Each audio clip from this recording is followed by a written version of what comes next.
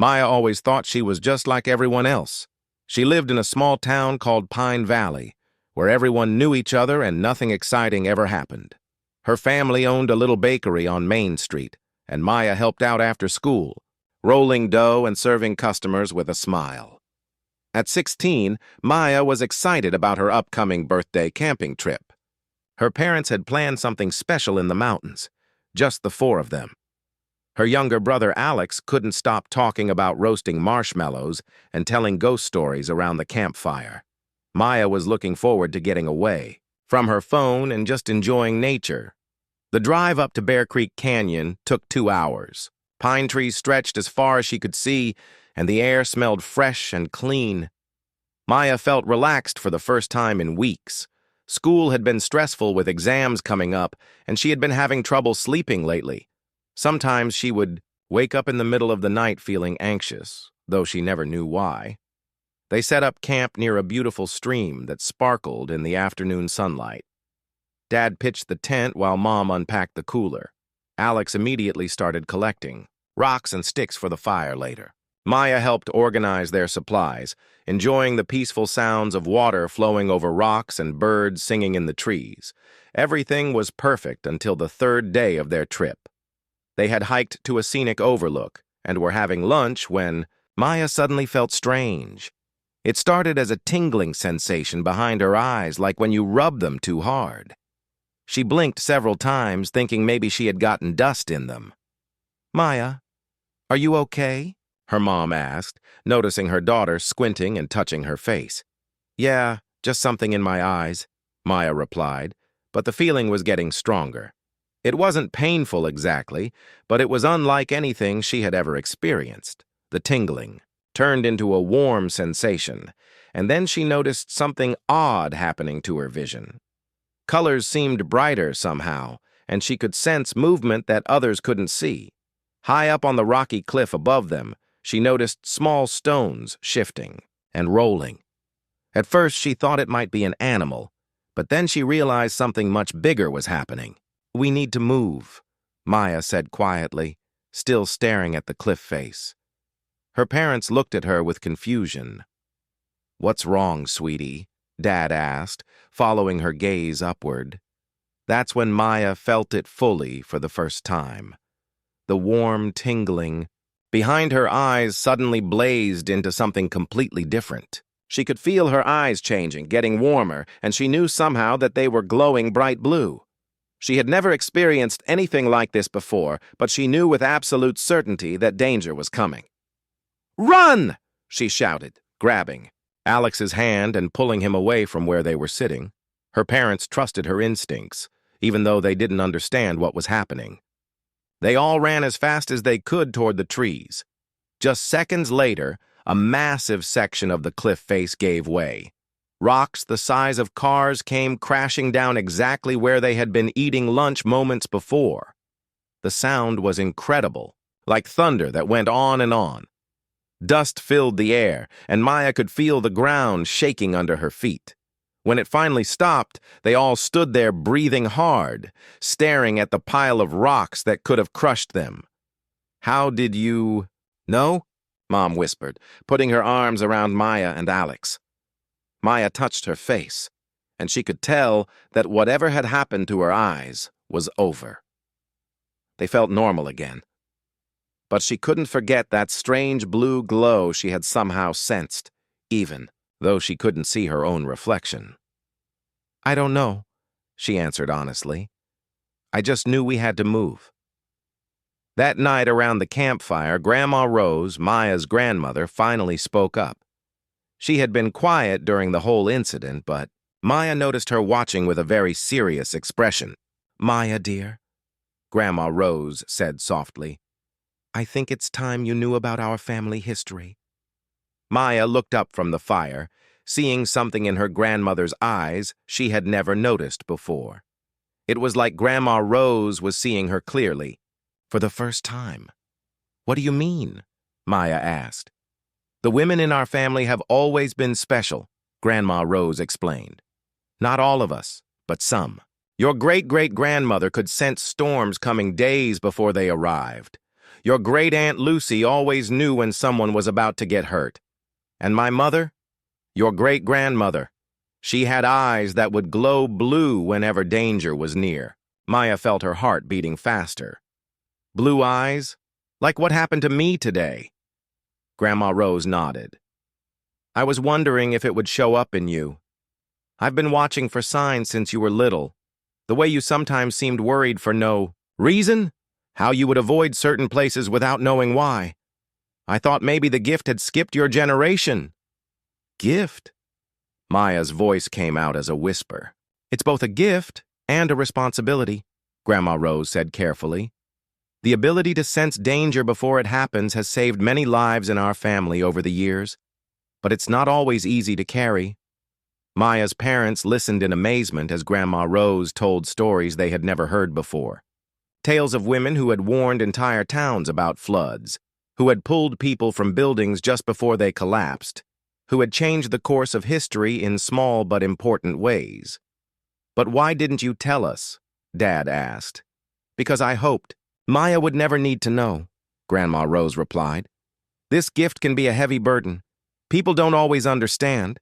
Some get frightened, others try to use you for their own purposes. I wanted Maya to have a normal childhood. Maya stared into the fire, trying to process everything she was learning. Part of her felt excited about having such an unusual ability, but another part felt scared. What if she couldn't control it? What if she made mistakes? What if she saw danger coming but couldn't stop it? Will it happen again? She asked. Probably, Grandma Rose said gently. But remember, Maya, you saved all of us today. That's something to be proud of, not afraid of. As they packed up to leave the mountains, the next morning, Maya felt like a completely different person than the girl who had arrived 3 days earlier. She had discovered something about herself that would change everything, and she wasn't sure if she was ready for what came next. But looking at her little brother Alex, who kept thanking her for saving his life, Maya realized that maybe being different wasn't such a bad thing after all. If she could use this strange new ability to protect the people she loved, perhaps she could learn to see it as the gift Grandma Rose said it was. The drive home was quiet, with everyone lost in their own thoughts. Maya watched the mountains disappear behind them and wondered what other surprises life had in store for her. 2 years had passed since that camping trip changed everything for Maya. Now 18 and in her final year of high school, she had learned to live with her unusual gift, though it still surprised her sometimes. Her eyes would glow that familiar, bright blue whenever danger approached, and over time, she had saved more people than she could count. The first few months after discovering her ability had been the hardest. Maya would wake up in the middle of the night with her eyes glowing, sensing danger that might be miles away. A car accident on the highway, a kitchen fire in someone's home, or even something as simple as a person about to slip on ice. At first, she didn't know what to do with these warnings. Grandma Rose had taught her breathing exercises to stay calm when the blue glow started. Don't fight it, dear, she would say. Let it flow through you, and trust what you're feeling. With practice, Maya learned to understand different types of danger. A sharp, intense glow meant immediate physical harm.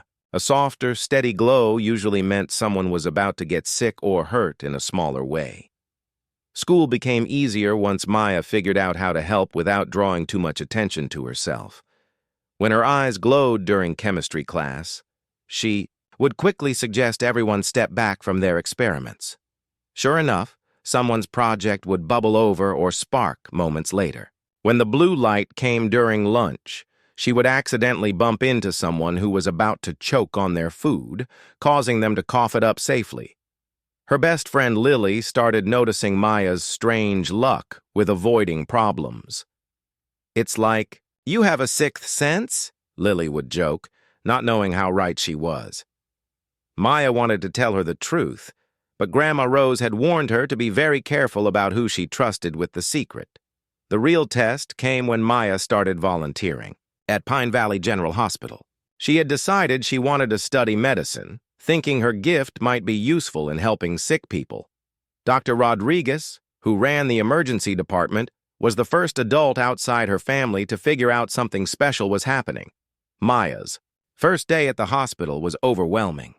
The smell of cleaning products, the sound of machines beeping, and the constant movement of doctors and nurses made her nervous.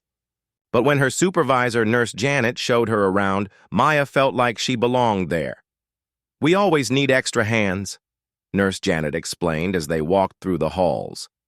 "Sometimes it gets really busy, and having someone who can think fast makes all the difference." Maya started with simple tasks, like restocking supplies and helping patients with water or blankets.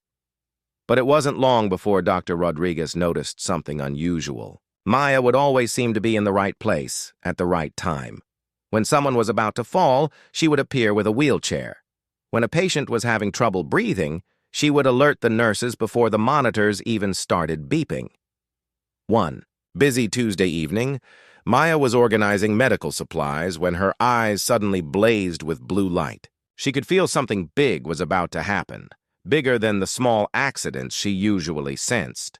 Without thinking, she ran toward the emergency entrance just as the automatic doors opened. 3 ambulances arrived at once, bringing victims from a serious car accident on the interstate. Dr. Rodriguez saw Maya standing there, ready to help, even though the ambulances hadn't even radioed ahead yet. "How did you know they were coming?" Dr. Rodriguez asked later, when things had calmed down. Maya tried to think of a good excuse, but something about Dr. Rodriguez made her feel safe. The doctor had kind eyes and spoke in a gentle voice that reminded Maya of her grandmother. "I just had a feeling," Maya said carefully. Dr. Rodriguez studied her for a moment. "Maya, in my 20 years working in emergency medicine, I've learned to trust people who have strong feelings about things. Some people are just naturally tuned in to what's happening around them." Over the following weeks, Dr. Rodriguez began paying closer attention to Maya's behavior. She noticed that Maya would tense up just before trauma patients arrived, even when the emergency department was quiet. She saw how Maya would move closer to patients who were about to take a turn for the worse, often catching problems before the medical equipment did. Instead of being scared or suspicious, Dr. Rodriguez became protective of Maya. She started giving her more responsibilities and taught her basic medical skills that volunteers normally wouldn't learn. When other staff members commented on Maya's unusual intuition, Dr. Rodriguez would simply say that some people were born to work in emergency medicine, but Maya's gift also attracted attention she didn't want. During her junior year, a man in an expensive suit started showing up around town, asking questions about unusual events and people with special abilities. His name was Wesley Kane, and he claimed to work for a research organization studying human potential. Wesley first approached Maya's parents at the bakery, speaking in official-sounding language about gifted individuals and government programs. He seemed to know things about Maya that only her family should know, which made everyone very uncomfortable. "We're always looking for young people who show exceptional abilities," Wesley told Maya's parents. "We can provide resources, training, and opportunities that regular schools simply can't offer." Maya's dad politely declined, saying Maya was happy with her current plans. But Wesley didn't give up easily. He started appearing at the hospital, at Maya's school, and even at the grocery store where her mom shopped. He was always friendly, always smiling, but something about him made Maya's skin crawl.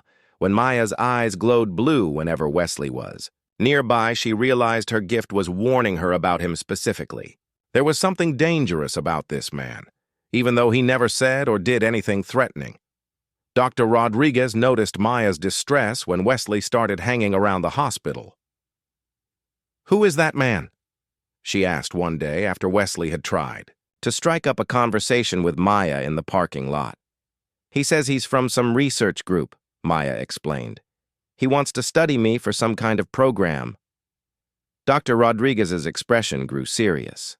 "Maya, I want you to be very careful around him. I've seen people like that before. They make big promises, but they're really only interested in what they can get from you." That night, Maya talked to her grandmother about Wesley and his offers.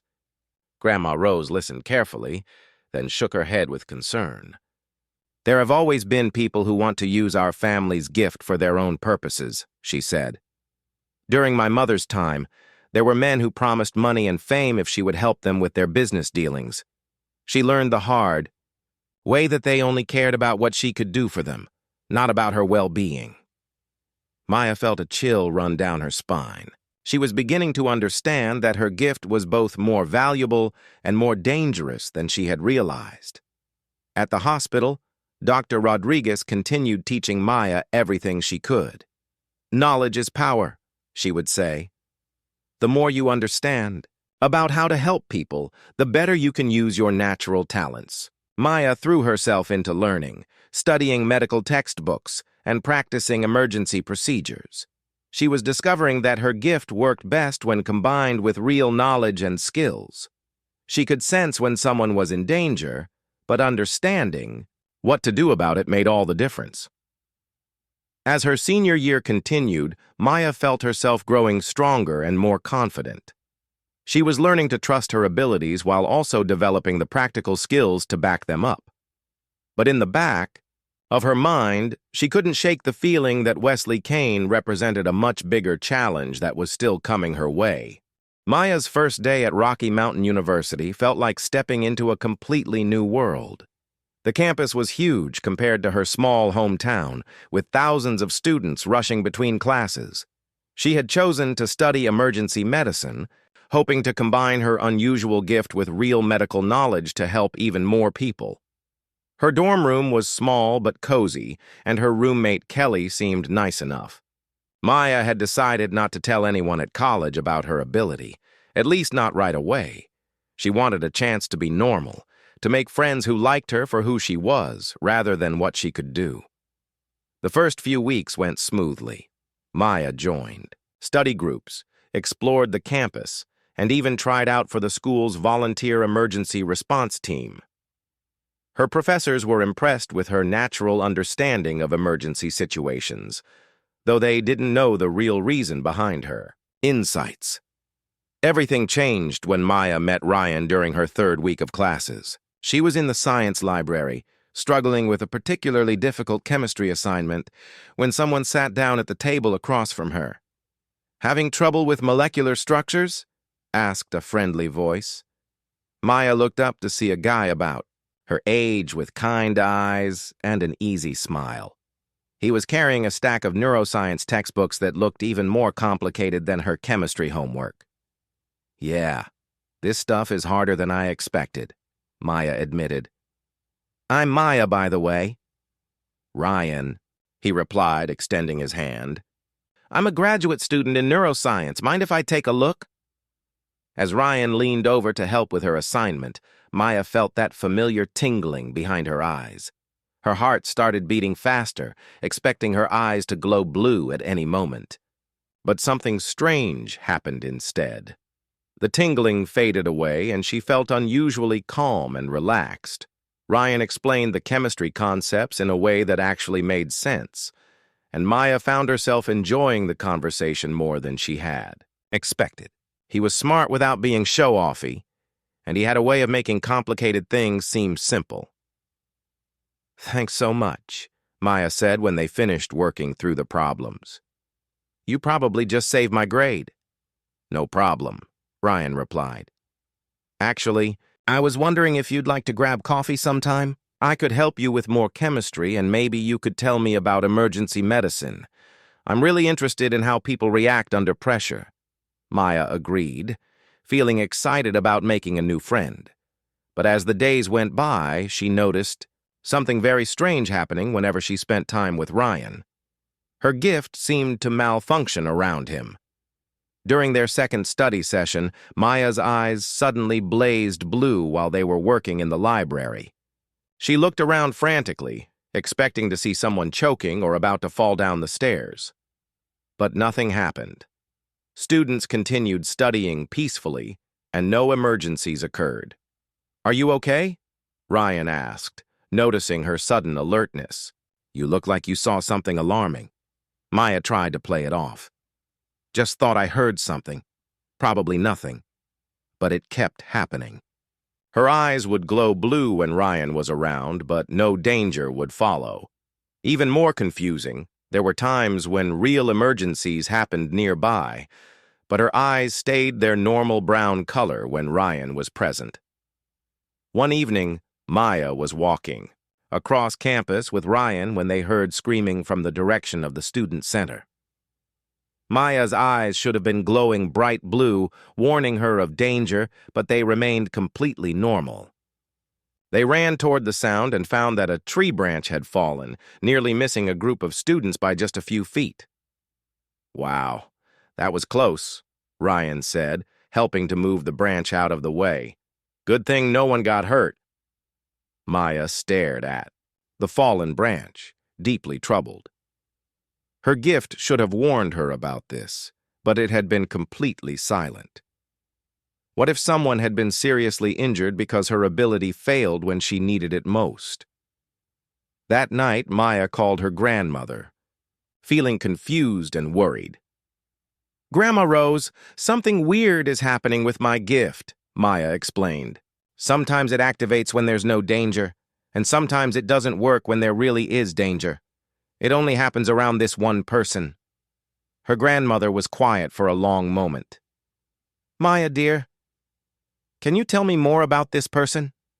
What's his background? His family?"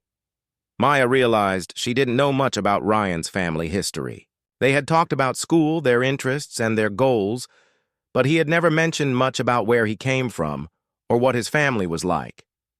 "I don't really know," Maya admitted. "He's really nice, and we get along great, but he doesn't talk much about his personal life." "I think you need to find out more," Grandma Rose said carefully. "There are some families, Maya, that have their own special traits. Not everyone with unusual abilities has the same kind of gift." The next day, Maya decided to ask Ryan more about his background. They were studying in the quiet section of the library when she brought it up. "Ryan, I realize I don't know much about your family. Are you from around here?" Ryan's expression grew thoughtful, and he was quiet for a moment before answering. "My family is from the East Coast originally. We move around a lot because of my dad's work. What kind of work does he do?" "It's complicated," Ryan said, looking uncomfortable. "He works with people who have unusual medical conditions, rare genetic traits that most doctors don't understand." Maya felt her heart skip a beat. "What kind of genetic traits?" Ryan studied her face carefully, as if trying to decide whether he could trust her with something important. "Maya, can I ask you something? Have you ever noticed anything unusual about yourself? Things that other people might not understand?" The question caught Maya completely off guard. She had been so careful to hide her gift, but somehow Ryan seemed to suspect something. "Why do you ask?" she said carefully. "Because I think we might have more in common than you realize," Ryan replied. "My family has dealt with people who have special abilities for generations, not to exploit them or hurt them, but to help them live normal lives." Maya felt a mixture of excitement and fear. "What do you mean?" Ryan looked around to make sure no one was listening, then leaned closer. "My family carries a genetic trait that affects people with supernatural abilities. We're called neutralizers. When we're around people with gifts like precognition or enhanced senses, our presence can interfere with their abilities." Maya's mouth fell open. "You mean you're the reason my gift acts weird around you?" "Probably," Ryan nodded. "It's not something I can control, and it's not permanent. But people with abilities often feel more relaxed around us because they can take a break from their gifts." Maya thought about all the times she had felt unusually calm and normal when spending time with Ryan. She had attributed it to enjoying his company, but maybe there was more to it. "How did you know about me?" Maya asked. "I didn't, not for sure," Ryan admitted. "But I study neuroscience because I'm trying to understand how unusual abilities work. When I met you, I had a feeling you might be special. The way you seemed to anticipate things. How you always knew when something was about to go wrong. Maya felt torn between relief and disappointment. It was wonderful to finally have someone who understood what she was going through, someone she could be completely honest with, but part of her worried about what it meant for her gift. What if being around Ryan made her unable to help people when they needed her most? Does this change things between us? Maya asked quietly. Ryan reached across the table and took her hand. Only if you want it to. Maya, I've spent my whole life around people with extraordinary abilities. I know how hard it can be to carry that kind of responsibility. If anything, it makes me respect you even more. Maya felt a warm feeling spread through her chest. For the first time since discovering her gift, she didn't feel alone with the burden of it. But she also realized that being with Ryan would mean making some difficult choices about how to use her abilities in the future.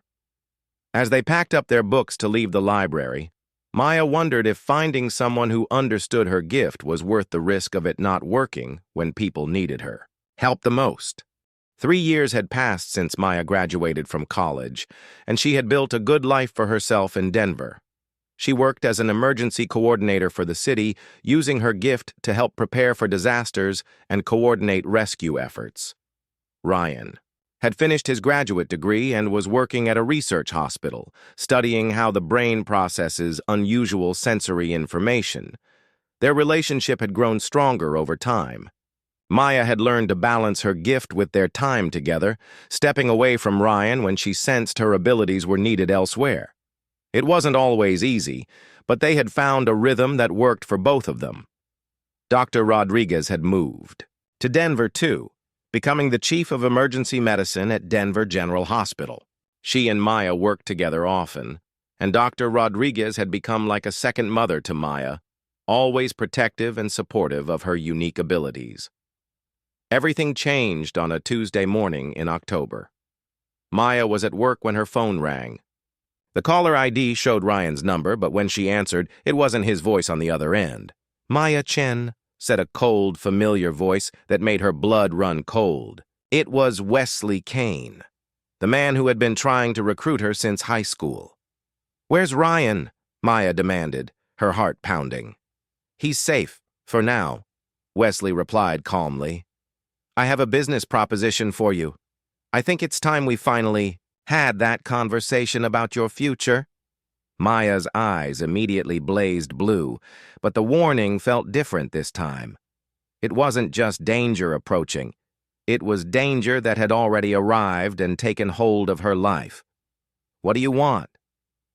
Maya asked, trying to keep her voice steady. "I want you to come work for my organization," Wesley said. "We've been watching you for years, Maya. We know about every life you've saved, every disaster you've helped prevent. You're wasting your talents in that little government job. And if I refuse? Well, let's just say that Ryan's unique family background makes him very valuable to us as well. Neutralizers are even rarer than people with your abilities. We could use him to help manage other gifted individuals in our program." Maya felt sick to her stomach. She had always known this day might come, but she had hoped Wesley had given up and moved on to easier targets. "Where do you want to meet?" she asked. Wesley gave her an address for a warehouse on the outskirts of the city. "Come alone, and don't try anything clever. We'll know if you contact the police or anyone else." After hanging up, Maya immediately called Dr. Rodriguez. Despite Wesley's warning, she knew she couldn't handle this alone. "Maya, what's wrong?" Dr. Rodriguez asked as soon as she heard Maya's voice. Maya quickly explained what had happened. Dr. Rodriguez listened with growing anger and concern. "We're calling the police right now," Dr. Rodriguez said firmly. "No," Maya replied. "Wesley said he would know if I involved law enforcement. I can't risk Ryan getting hurt because I didn't follow his instructions." "Then what's your plan?" Maya was quiet for a moment, her mind racing. "I need to find out more about Wesley's operation first. If I'm going to get Ryan back safely, I need to understand what we're really dealing with." Maya spent the rest of the day researching everything she could find about Wesley Kane and his organization. What she discovered was deeply troubling. Wesley didn't work for any legitimate government agency. Instead, he ran a private company that collected people with unusual abilities and rented their services to the highest bidder. Some of his clients were foreign governments looking for an edge in intelligence gathering. Others were wealthy criminals who wanted inside information about police operations or business deals. Wesley had built an entire network around exploiting people like Maya. Dr. Rodriguez helped Maya dig deeper into Wesley's background. They found records of other people who had disappeared after being recruited by his organization. Some had been found years later, traumatized and unwilling to talk about their experiences. Others were still missing. "This is much bigger than we thought," Dr. Rodriguez said as they reviewed their findings. "Wesley has been doing this for decades." Maya felt her anger growing. Wesley had been targeting vulnerable people with gifts, using them and discarding them when they were no longer useful. The thought of Ryan being trapped in that system made her feel desperate and furious. As evening approached, Maya prepared to go to the warehouse, but Dr. Rodriguez had been making preparations of her own. "You're not going alone," Dr. Rodriguez announced. "I've contacted some people." "What people?" "People you've helped over the years," Dr. Rodriguez explained. "Maya, you've saved dozens of lives. Do you really think none of those people would want to help you when you need it?" Maya was amazed to learn that Dr. Rodriguez had quietly kept in touch with many of the people Maya had rescued. There was Jake, the construction worker whose life Maya had saved when she warned him about a building collapse. There was Linda, the teacher who would have been in a car accident if Maya hadn't convinced her to take a different route home. There was Tom, the firefighter who Maya had warned about a gas leak that could have killed his entire crew. All of them had volunteered to help when Dr. Rodriguez explained that Maya was in trouble. "We can't let them get involved," Maya protested. "These are regular people with families. Wesley's organization is dangerous." "Maya," Dr. Rodriguez said gently, "you've spent years protecting other people. Now it's time to let other people protect you." That evening, Maya approached the warehouse with her heart pounding. Her eyes were glowing steadily blue, warning her of multiple dangers ahead. But for the first time, she wasn't facing those dangers alone. Jake and his construction crew had positioned themselves around the building's perimeter. Linda was monitoring police radio frequencies from her car nearby. Tom and several other firefighters were standing by with emergency medical equipment, just in case. Dr. Rodriguez was coordinating everything from a mobile command center she had set up in a van down the street. "Maya, we're all here for you," her voice came through the tiny earpiece Maya was wearing. "You don't have to carry this burden by yourself anymore." As Maya walked toward the warehouse entrance, she realized that Wesley had made a serious mistake. He thought Maya's gift made her valuable, but he didn't understand that her real strength came from the connections she had built with the people she had helped over the years. Maya's eyes glowed brighter as she approached the building. But this time the blue light didn't just warn her of danger. It reminded her that she had an entire community of people who cared about her and Ryan, people who were willing to risk their own safety to help her. She took a deep breath and stepped through the warehouse doors, knowing that whatever happened next, she wouldn't be facing it alone. Wesley Kane was about to learn that when you target someone who has spent their life helping others, you don't just make one enemy. You make enemies of everyone whose life has been touched by that person's kindness. The final confrontation was about to begin, but Maya felt stronger and more confident than she ever had before. Her gift had always been about protecting others, and now others were protecting her in return. Maya stepped through the warehouse doors and immediately felt the overwhelming presence of danger. Her eyes blazed so brightly with blue light that she could actually see the glow reflecting off the metal walls around her. This was unlike anything she had ever experienced before. The warehouse was bigger than it looked from outside, filled with shipping containers and office spaces that had been converted into holding areas. Maya could hear voices coming from different directions, and she realized that Wesley was holding more than just Ryan captive. "Welcome, Maya." Wesley's voice echoed through the space as he emerged from behind a stack of containers. He looked exactly the same as he had years ago, still wearing expensive suits and that cold smile that never reached his eyes. "Where's Ryan?" Maya demanded, her fists clenched at her sides. "He's safe, as promised," Wesley replied, gesturing toward one of the converted office spaces. Through a window, Maya could see Ryan sitting in a chair, looking unharmed but clearly worried. "Let him go," Maya said. "You wanted me, not him." Wesley laughed. "Oh, Maya, you still don't understand how valuable you both are. Do you have any idea how rare neutralizers are? Ryan's ability to dampen supernatural gifts makes him incredibly useful for managing other talented individuals." As Wesley spoke, Maya became aware of other people in the warehouse. She could see figures moving in the shadows, and she realized, with horror, that Wesley had been collecting people with abilities for much longer than she had thought. "How many people are you holding here?" Maya asked. "Currently? About 15, Wesley said casually. "Some have been with us for years. They're very productive members of our team now." Maya's anger flared. "You mean you've been keeping people prisoner for years?" "I prefer to think of it as providing them with purpose," Wesley replied. "These people were wasting their gifts on small, meaningless acts of kindness. We've given them the opportunity to make real money and influence world events." Maya's eyes grew even brighter, and she could feel her gift warning her about multiple dangers throughout the building. But as she focused on the sensations, she realized something terrifying. The building was rigged with devices that would hurt everyone inside if triggered. Wesley had set up his operation so that any rescue attempt would result in casualties. "I can see you're starting to understand the situation," Wesley said, noticing Maya's expression. "This building has been carefully prepared. If anyone tries to storm in here, or if any of our guests try to leave without permission, well, let's just say it would be very unfortunate for everyone involved." Maya felt trapped. Her gift was screaming warnings at her from every direction, but every potential escape route led to danger for the innocent people Wesley was holding. "What exactly do you want from me?" Maya asked. "Simple," Wesley replied. "Join our organization, use your gift to help our clients, and Ryan goes free. Refuse, and he becomes a permanent member of our team."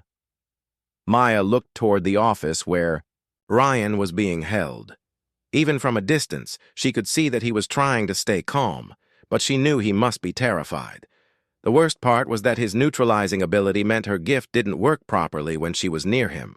If she tried to rescue him directly, she might not be able to sense the dangers Wesley had set up.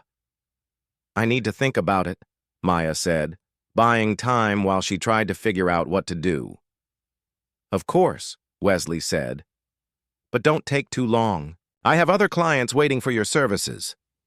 Maya was led to a small room where she could sit and consider her options. But she wasn't really alone. Through her earpiece, she could hear Dr. Rodriguez and the others discussing the situation. "Maya, we've been monitoring the building," Dr. Rodriguez's voice came through clearly. "Jake's team has identified several suspicious devices around the perimeter. This place is definitely rigged." "I know," Maya whispered. "My gift is going crazy in here, but I think I have an idea." Maya had realized something important. Wesley's plan depended on her being afraid to use her gift fully because Ryan's presence would interfere with it. But what if that interference was actually the key to solving the problem? Over the years, Maya had learned that her gift was strongest when she was connected to other people, when she was fighting to protect someone she cared about. The blue glow wasn't just a warning system. It was powered by her love for others and her determination to keep them safe. Maya made her decision. Instead of trying to stay away from Ryan to keep her gift working normally, she was going to get as close to him as possible and trust that their connection would make her stronger, not weaker. She knocked on her door, and when Wesley's guard opened it, she said, "I want to see Ryan before I make my final decision." Wesley agreed. thinking that seeing Ryan in danger would make Maya more likely to cooperate. He led her to the office where Ryan was being held. As soon as Maya entered the room, she felt her gift change. The overwhelming blue glow that had been blazing in her eyes softened, but instead of disappearing, it became more focused and controlled. Being near Ryan didn't weaken her ability. It refined it. "Maya, I'm so sorry," Ryan said as soon as he saw her. "I should have been more careful." "It's not your fault," Maya replied, taking his hand. "But I think I know how to get us all out of here." Maya looked directly at Wesley, who was watching from the doorway. "I'll join your organization, but I have one condition. I want to meet all the people you're holding here. If I'm going to be part of this team, I want to know who I'm working with." Wesley, thinking he had won, agreed. "Excellent choice, Maya. I think you'll find our other team members very interesting." As Wesley led Maya and Ryan through the warehouse, introducing them to the people he had been holding captive, Maya's gift began working in a way it never had before. Instead of just warning her about physical dangers, she could sense the emotional state of every person in the building.